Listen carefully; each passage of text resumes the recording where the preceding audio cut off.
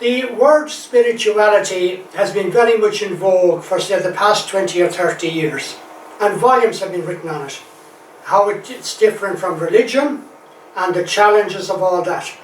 And the concept of an integral spirituality, particularly associated with King Wilbur, is also a notion that requires a good deal more exploration and clarity. So I want to begin by highlighting a distinction and then speaking to the distinction. And it is between what I call the devotion of consolation and the spirituality of liberation. And we do need to get greater clarity in these two ideas, and that would help us to see the deeper meaning of contemporary spirituality and why such a huge number of people are hungering for something along the lines of a wider spiritual understanding of life than traditional religions have left us with. So, a personal story to give context to all this. So this is Martha. You can see a woman with a very sad face, whom I had the privilege of meeting in 2003 when I visited Zambia. I was told in advance something of the story, and indeed it was important that I was, because otherwise I think I'd have been numbed when it was being told to me in her presence. She had married many years ago, and her husband had died of natural causes. They had 8 children, all of whom grew up and got married, and between them had 32 grandchildren. And then between 1991 and 2002, a space of about 11 years, Martha buried all her 8 children to AIDS HIV, buried all their spouses, and buried 2 of her grandchildren. So you can see why the woman has the sad face that she has. I can't remember what exactly I said to her, but it was something along the lines, how in the name of God do you survive? And she pointed up at the big crucifix that was we were in a hall, and she said, thank God he died for me, because if he hadn't died for me, I couldn't manage. And the sister who was accompanying her then intervened and said, Martha has a wonderful devotion to the crucifix. That's her first prayer in the morning, praying to it, kissing it, and it's her last prayer at night. And she's also a woman of incredible prayer. 18 decades of the rosary every day. 8 for her children, 8 for their spouses, and 2 for each of the grandchildren. And she makes several novenas. The novena to the Sacred Heart being one of her favourites. Her prayer, her devotion keeps her going. It's not doing anything to change her situation. But without it, she probably would have given in to despair long, long ago, as indeed would millions like her around our world. Now, just to give a bit of context to all this, because I first learned about the plight of AIDS HIV in Africa when I worked as an AIDS HIV counsellor in London. This was in the early 1990s. And we were already getting stories of many people in the Western world being able to survive thanks to some of the new drugs, which began to come into Britain, particularly AZT, 1992 and 1993. Before that time, when we went into hospitals to visit the people, or to be engaged with their families, people with AIDS and HIV, we all had to dress in these uniforms. Because at the time we thought it was a plague, and they weren't sure whether it was contagious or not. So there was a lot of fear around, until then, in 1993, AZT came on the scene, and slowly but gradually we began to see people improving, and we were hearing more and more stories coming particularly from the United States,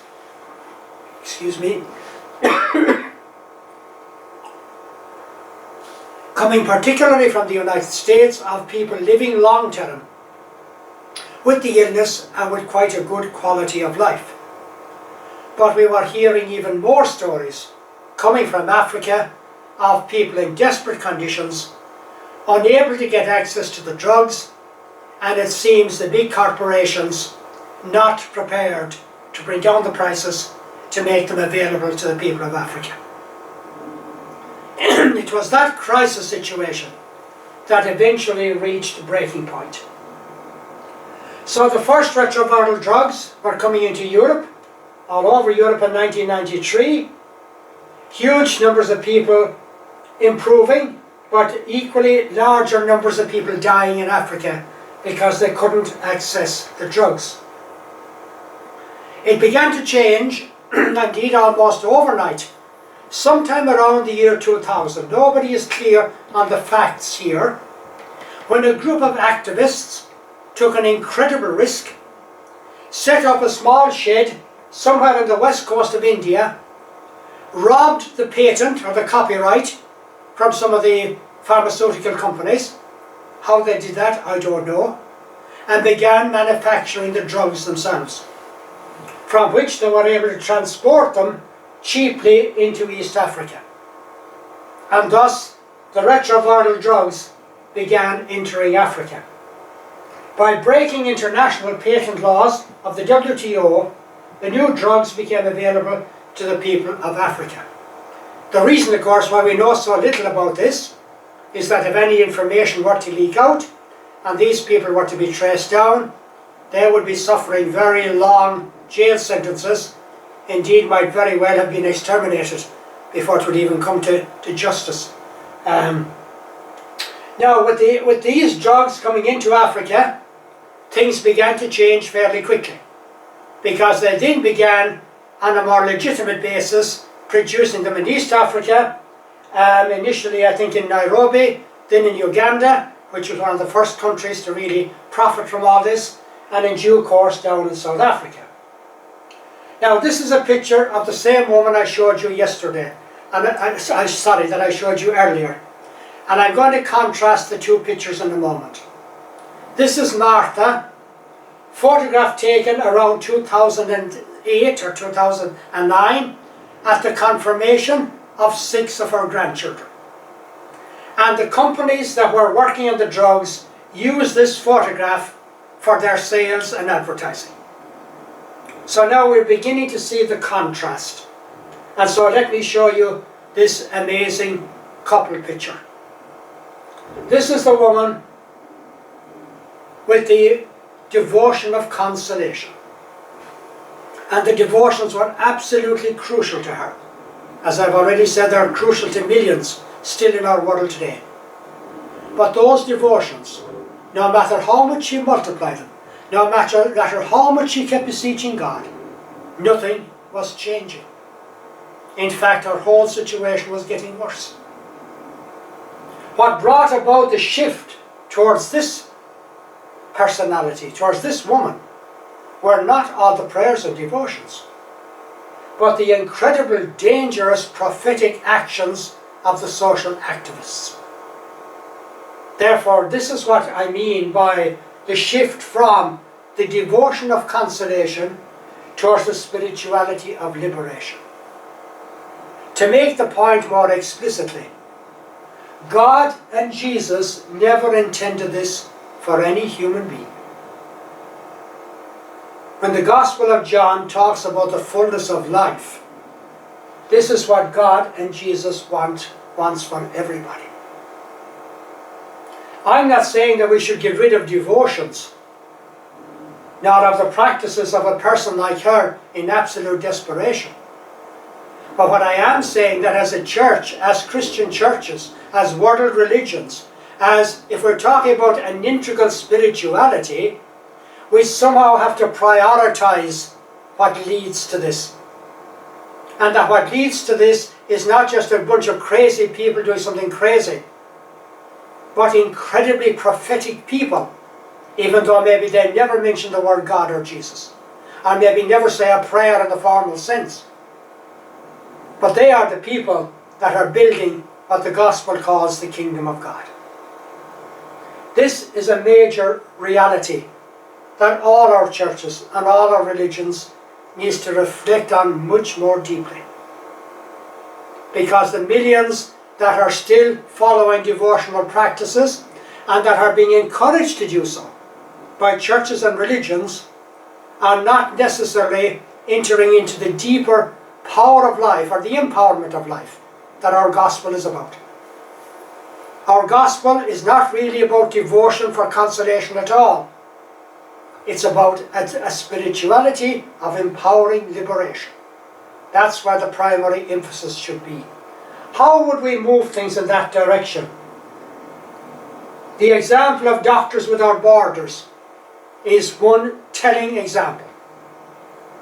And the one I often speak about to people is the example of the Ebola crisis in West Africa, where they were able to save 360,000 people. Admittedly, 40,000 died, but 400,000 would have died were it not for their intervention, in the process of which 21 of their own members gave their lives. That's your spirituality of liberation. Again, I don't know if any of those people were Christian. It doesn't really matter. The new reign of God, the promotion of those values of the companionship of empowerment.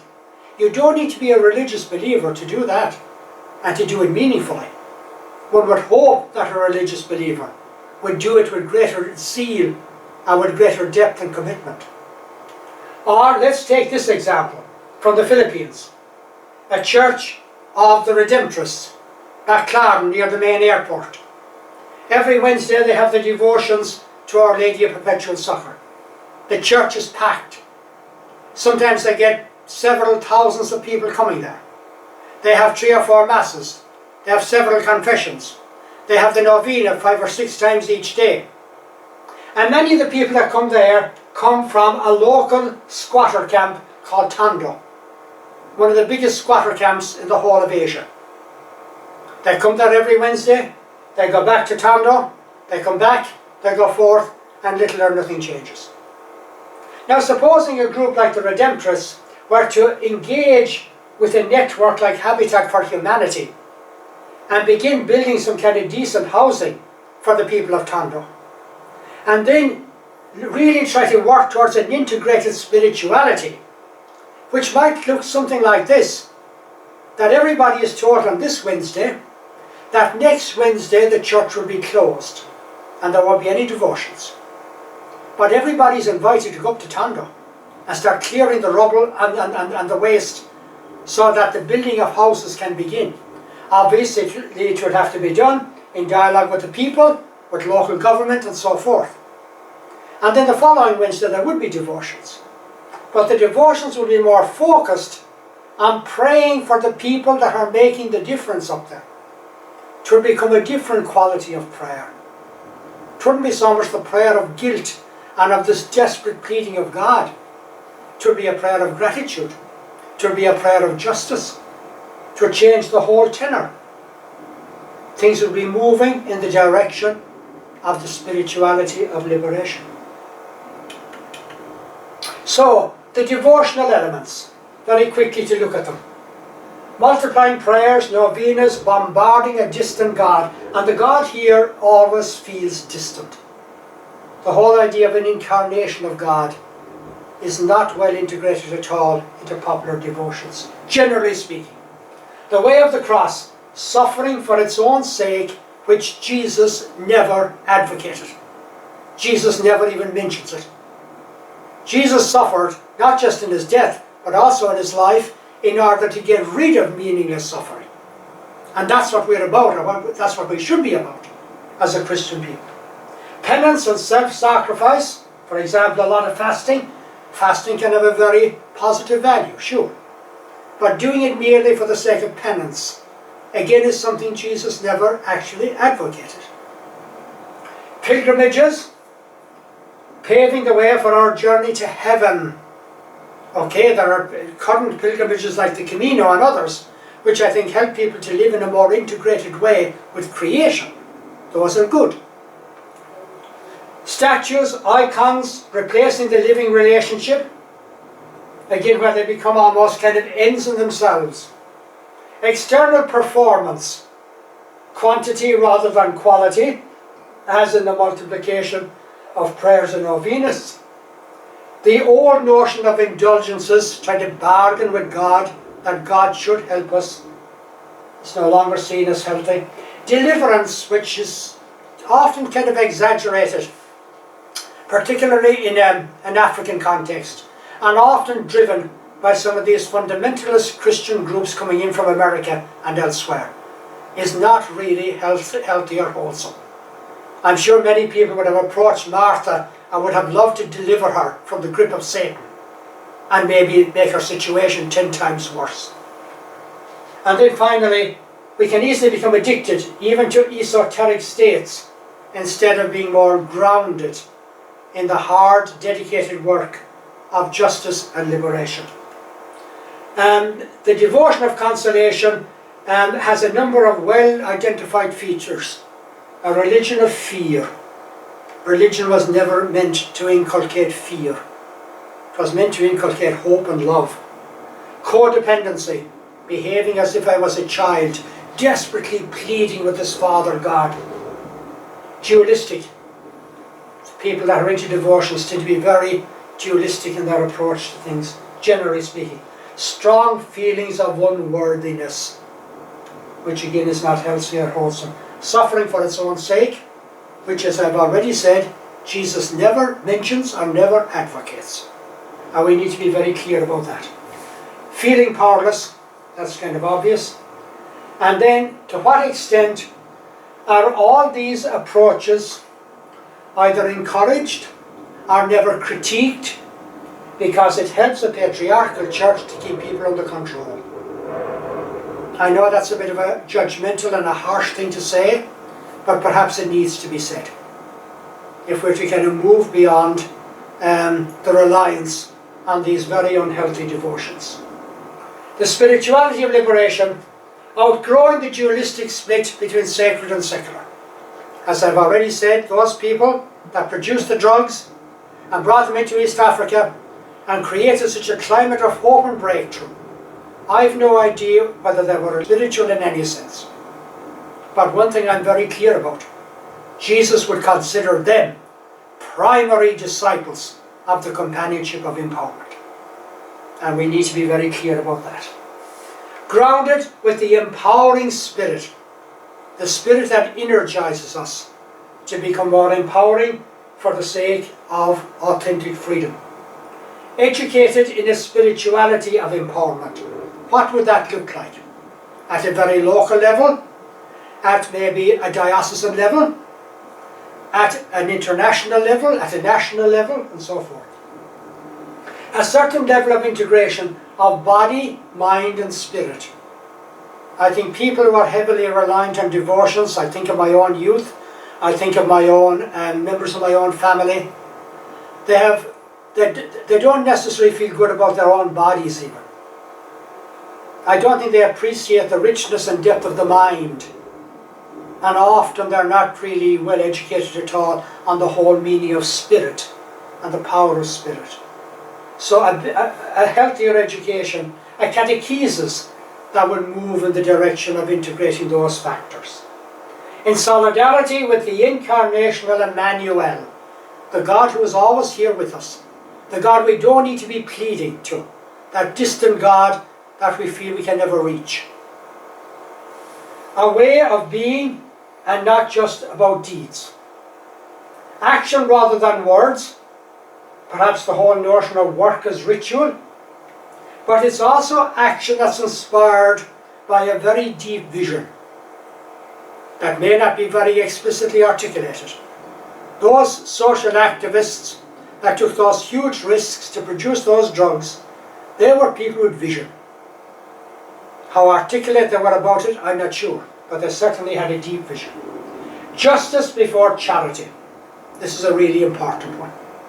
There is, of course, a place for charity and always will be, but there are times charity without justice can be patronizing.